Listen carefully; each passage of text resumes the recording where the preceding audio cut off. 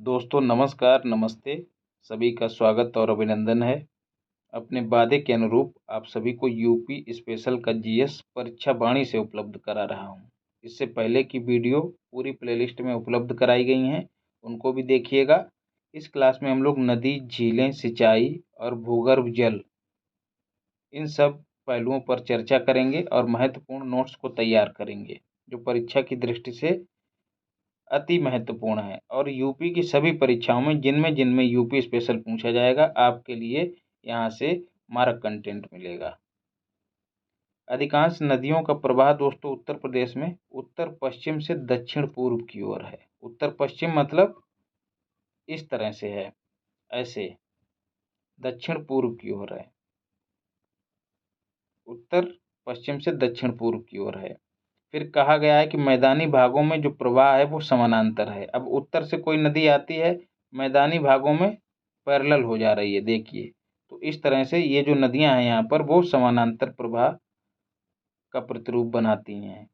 तो इस तरह से कथन के रूप में क्वेश्चन पूछ लिया जाता है, इसलिए ये यहाँ पर बताना मैंने उचित समझा। हिमालय से कौन कौन सी नदियाँ निकलती हैं जो उत्तर प्रदेश में बहती हैं? गंगा, यमुना, रामगंगा, काली, गंडक, सरयू, राप्ती। इनको आगे हम लोग डिटेल में पढ़ेंगे। मैदानी क्षेत्र से गोमती और सई नदियाँ निकलती हैं। पठारी क्षेत्र से दोस्तों कौन सी नदियाँ निकलती हैं? CSBK, चंबल, सिंध, बेतवा, केन। ये दोस्तों यमुना नदी की सहायक हैं, ये भी याद रखिएगा। गंगा के परिप्रेक्ष्य में देखते हैं। शिवालिक श्रेणी से निकलकर गंगा उत्तर प्रदेश के बिजनौर जिले में प्रवेश करती है और इसका अंत बलिया जिले में होता है, जो कि उत्तर प्रदेश का सबसे पूर्वी जिला है। मतलब बलिया जिले के बाद गंगा बिहार में प्रवेश कर जाती है। अब हम लोग मैप से चीज़ों को समझने का प्रयास करेंगे। यहाँ पर देखिए दोस्तों, ये गंगा है, यहाँ पर लिखा भी है। सारी नदियों को डार्क किया गया है, हाईलाइट किया गया है।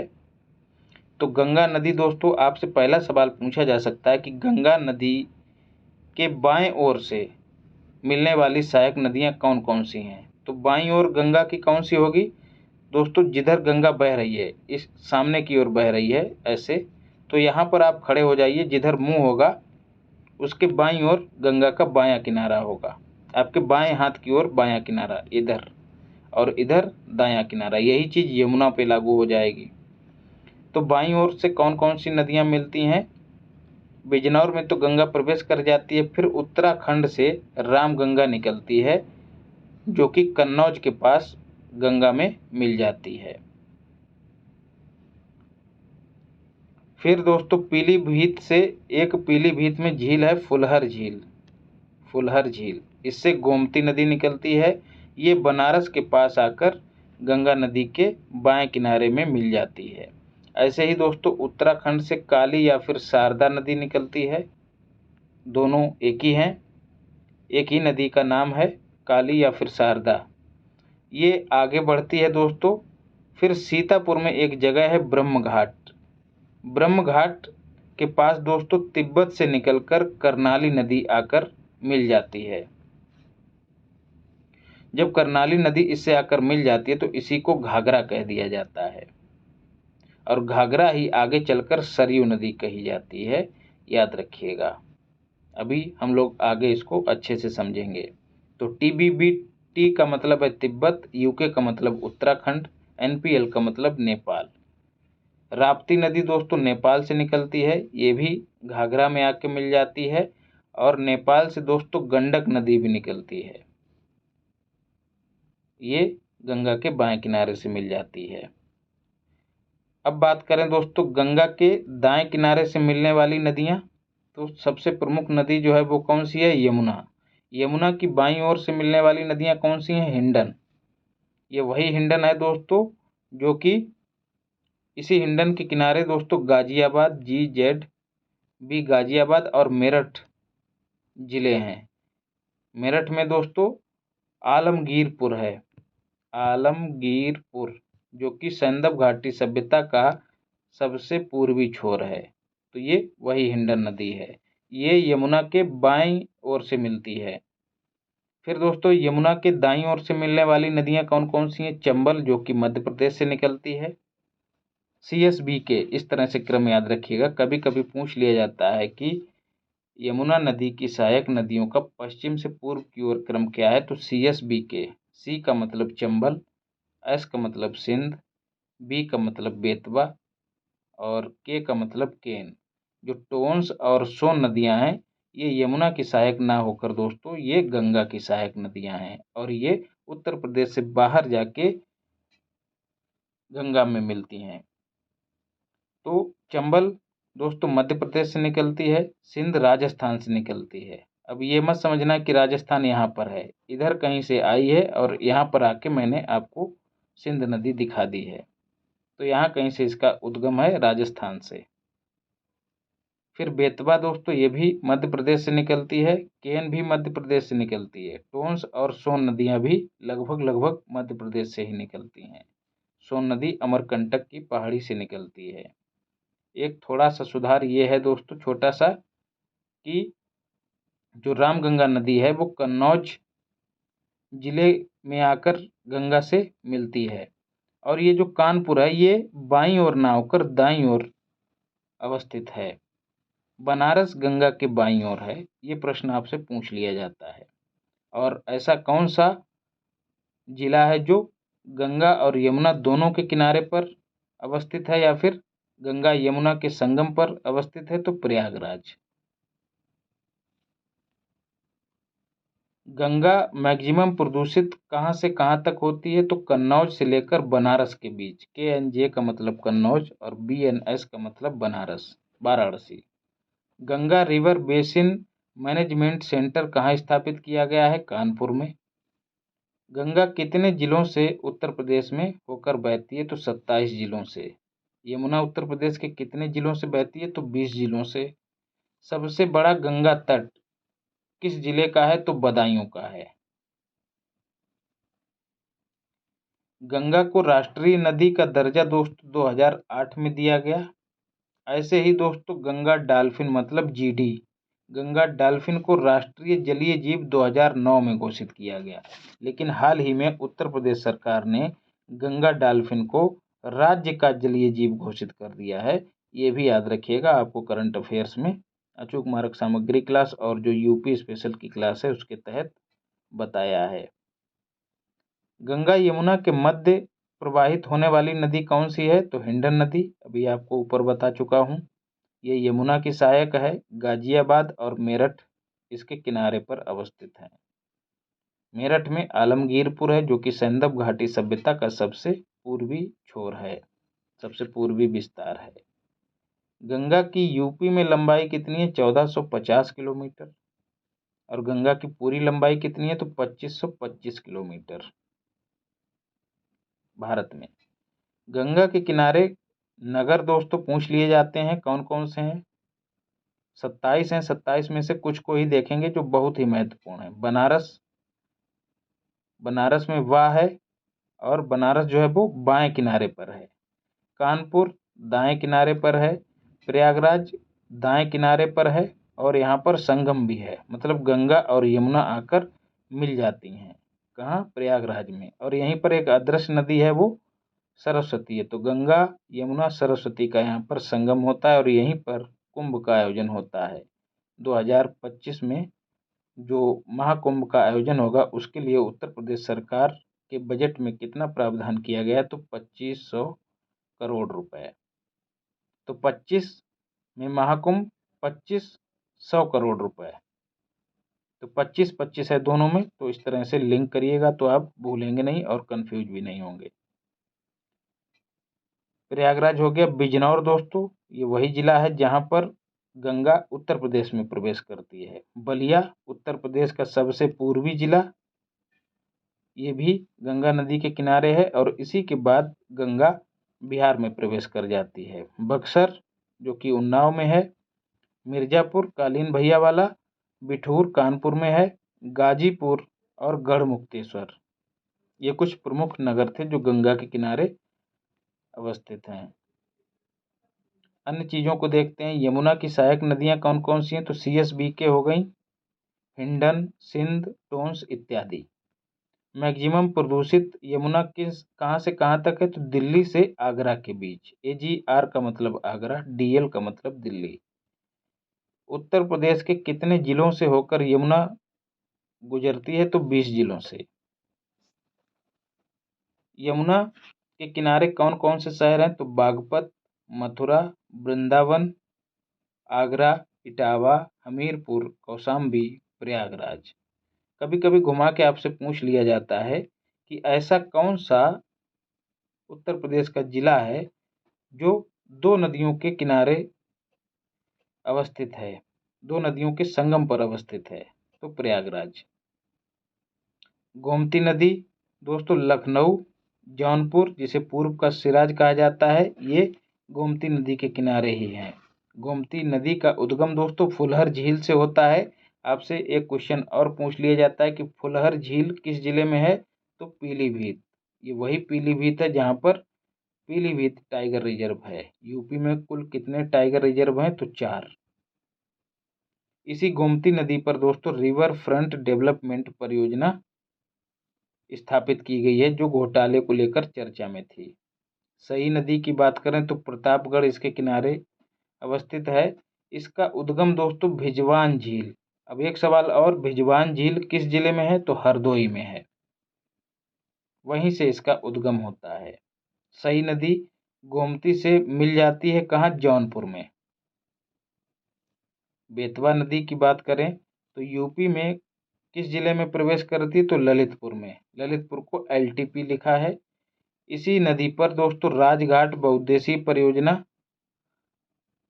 स्थापित की गई है, जो कि MP और UP दोनों को लाभान्वित करती है। कहाँ? ललितपुर में।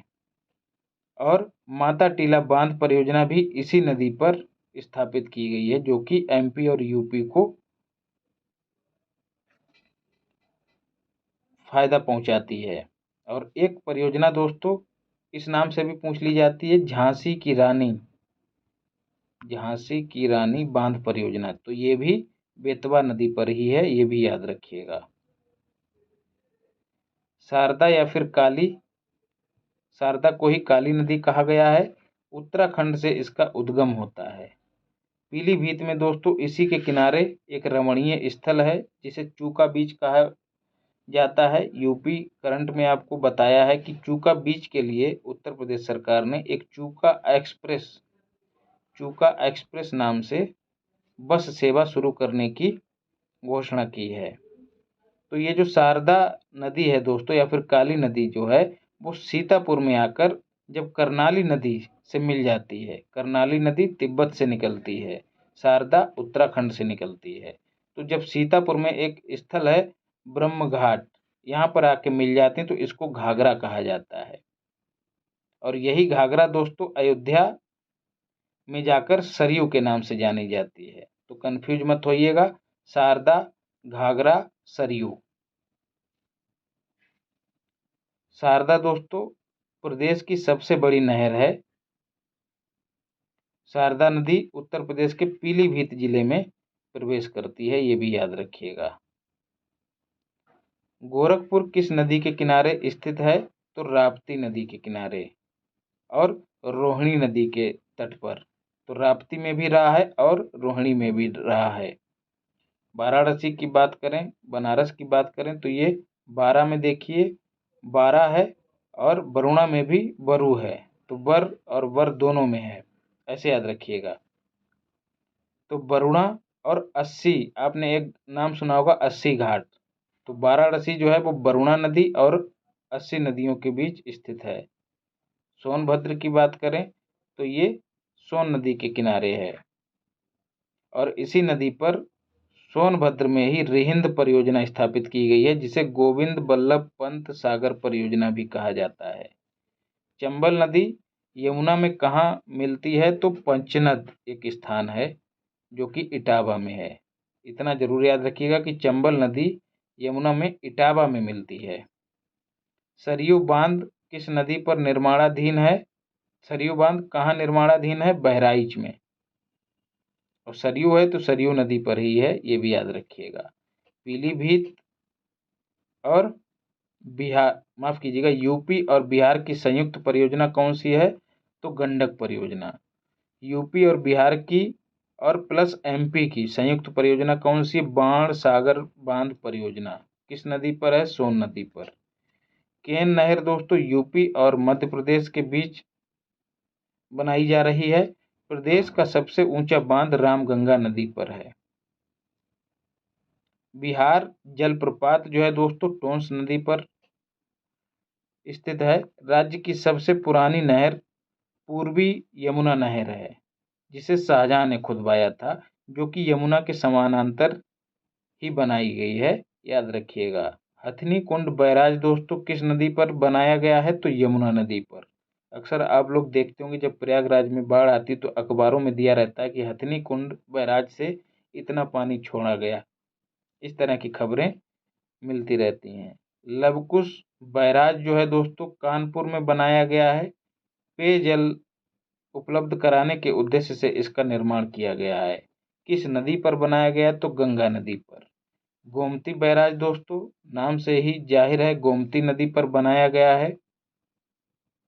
और गोमती नदी के किनारे क्या है? लखनऊ। तो लखनऊ को पेयजल की आपूर्ति कराने के लिए गोमती बैराज बनाया गया है। ऐसे ही गोकुल बैराज दोस्तों, गोकुल गोकुल की बात हो रही तो भगवान कृष्ण से संबंधित कोई स्थान होगा तो मथुरा में बनाई गई है गोकुल बैराज, जो कि पेयजल आपूर्ति के लिए बनाई गई है। आगरा बैराज दोस्तों ये यमुना नदी पर है, ये भी पेयजल उपलब्ध कराने के लिए बनाया गया है। बदायूं सिंचाई परियोजना रामगंगा नदी पर बन रही है।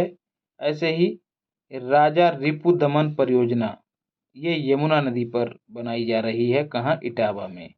गंगा जल परियोजना दोस्तों पेयजल उपलब्ध कराने के लिए किसको? नोएडा को। अब एक सवाल बनता है कि नोएडा मतलब लगभग लगभग दिल्ली, तो दिल्ली में गंगा कहाँ से पहुंच गई? तो इसके लिए 176 किलोमीटर की पाइपलाइन गंगा नदी से जोड़ी गई है और नोएडा को पानी इसी पाइपलाइन से उपलब्ध कराया जाएगा।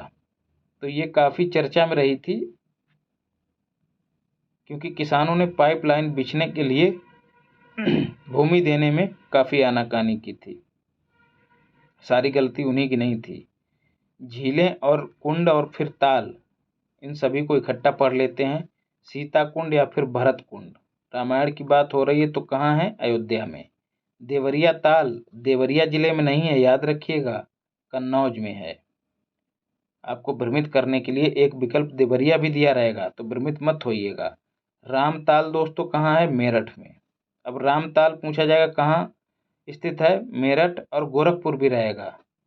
तो ये मत सोचिएगा कि योगी जी गोरखपुर में हैं तो राम का संबंध वहीं से होगा, ऐसा नहीं है। अयोध्या भी रहेगा, तो कंफ्यूज मत होइएगा। रामताल कहाँ है? मेरठ में। सुरहा ताल ये पश्चिम बिहार भी है, आगे हम लोग पढ़ेंगे, ये बलिया में है। करेला और इतौजा झील मोस्ट इम्पॉर्टेंट लखनऊ में है। रामगढ़ ताल और चिलौआ ताल ये दोस्तों गोरखपुर में है, GKP। फुलहर झील दोस्तों पीलीभीत में है, ऊपर भी आपको बता चुका हूँ। सिंचाई दोस्तों सर्वाधिक नलकूप से होती है। वही आप लोग पंपिंग सेट वगैरह यदि आप पश्चिमी क्षेत्र से हों तो देखते होंगे, इंजन होते हैं उन्हीं में पंखा लगा होता है और पानी खींचा जाता है। तो सर्वाधिक सिंचाई नलकूप से होती है। क्रम स्थापित करने के लिए आपसे पूछ लिया जाता है। दूसरे स्थान पर नहरों से, तीसरे स्थान पर कुआं और चौथे स्थान पर झील तालाब इत्यादि। तो झील तालाब इत्यादि से सिंचाई दोस्तों बुंदेलखंड BD के बुंदेलखंड क्षेत्र में होती है। नलकूप से सर्वाधिक सिंचाई दोस्तों कहाँ होती है? पश्चिमी यूपी में, याद रखिएगा। नलकूप को लघु सिंचाई साधन कहा जाता है। नहर को जो है मध्यम या फिर बृहद सिंचाई साधन कहा जाता है। नलकूप सिंचाई की शुरुआत सबसे पहले मेरठ से हुई थी। मेरठ को MRT लिख दिया है। सिंचाई हेतु पहला कार्यालय दोस्तों सहारनपुर में स्थापित किया गया, जिसको SHP लिख दिया है शॉर्ट में। ये सब इसलिए लिख रहा हूँ ताकि आगे कभी आप कंफ्यूज ना हो। आर्टिजन बेल या फिर पाताल तोड़ कुआं कहाँ बनाए जाते हैं दोस्तों? जालौन में, बुंदेलखंड क्षेत्र में। अति दोहित और क्रिटिकल ब्लॉक जो भूगर्भ जल है दोस्तों, उसका ज़्यादा से ज़्यादा दोहन कितने ब्लॉकों में किया गया? तो 113 ब्लॉकों में। और क्रिटिकल ब्लॉक दोस्तों तो 59, अति गंभीर स्थिति कहाँ हो गई है? तो 59 ब्लॉकों में। क्षमता का सर्वाधिक मैक्सिमम दोहन जितना जल है उससे कई गुना ज़्यादा दोहन किस जिले में किया गया है? प्रतापगढ़ में। रेन हार्वेस्टिंग नीति जो वर्षा का जल है उसका इस्तेमाल भूगर्भ जल को जल को बढ़ाने में करने के लिए इस नीति की घोषणा 2001 में की गई। जल प्रबंधन प्राधिकरण कब स्थापित किया गया? 2010 में। राज्य भूजल दिवस 10 जून को मनाया जाता है। पहला मॉडल जल ग्राम दोस्तों जखनी घोषित किया गया जो कि बांदा का है। भूगर्भ जल विभाग दोस्तों कब स्थापित हुआ? 1975 में। तो चीज़ें यदि अच्छी लगी हो तो वीडियो को लाइक कीजिएगा, शेयर कीजिएगा और चैनल को सब्सक्राइब कीजिएगा। खूब दबा के पढ़िए, मोटा माटी मान के चलिए कि लगभग 50 दिन बचे हैं, रपटा के पढ़िए खूब। आपको पूरा यूपी उपलब्ध करा दूंगा, कहीं और से पढ़ने की कोई ज़रूरत नहीं। जितने भी चैप्टर पढ़ाऊंगा उनका आपको PYQs भी उपलब्ध करा दूंगा। संभवतः शाम तक आपको PYQs भी दे दूंगा। तो प्रेम और स्नेह बनाए रखिए, खूब दबा के पढ़िए, माता पिता की सेवा कीजिए। धन्यवाद।